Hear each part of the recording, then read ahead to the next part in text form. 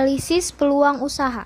Peluang usaha baru dapat muncul dari sekitar kita dan biasanya dari situasi yang tak terduga. Untuk mengembangkan ide atau gagasan tentang peluang usaha, kita harus berpikir positif, kreatif, inovatif, inisiatif, fleksibel, dan responsif. Adapun metode yang dapat kita gunakan adalah sebagai berikut. 1. Analisis SWOT. Analisis SWOT merupakan sebuah singkatan dari strength, kekuatan, weakness, kelemahan, opportunity, kesempatan atau peluang, dan threat, ancaman.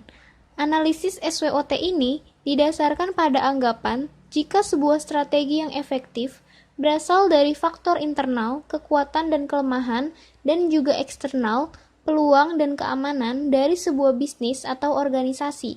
Oleh karena itu, analisis ini mengubah faktor empati dari internal dan eksternal. 2. Analisis 5W1H.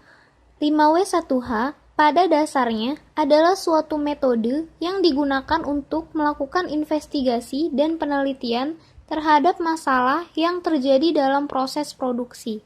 3. Studi kelayakan usaha atau feasibility study. Suatu kegiatan yang mempelajari secara mendalam tentang suatu kegiatan atau usaha yang akan dijalankan untuk menentukan layak atau tidaknya suatu bisnis dijalankan. Tujuan utama dilakukannya studi kelayakan bisnis ini tentunya yang akan berdiri bisa berjalan sesuai harapan, baik dalam jangka yang pendek maupun panjang. Pemanfaatan peluang usaha secara kreatif dan inovatif. Wirausaha yang kreatif adalah wirausaha yang cepat menangkap peluang dari mana saja, yang tidak pernah melewatkan waktunya dengan sia-sia. Seperti 1. Memanfaatkan barang bekas. Contohnya, memanfaatkan kembali plastik atau kain perca yang dapat dijadikan karya seni. 2. Memanfaatkan barang yang disediakan oleh alam. Misalnya, memanfaatkan tanah liat menjadi kerajinan gerabah. 3. Memanfaatkan kejadian atau peristiwa yang ada. Misalnya, berjualan minuman seperti es buah, es kelapa, atau minuman segar lainnya di musim kemarau. Untuk menggali peluang usaha atau bisnis, tiap orang harus berpikir secara positif dan kreatif, yaitu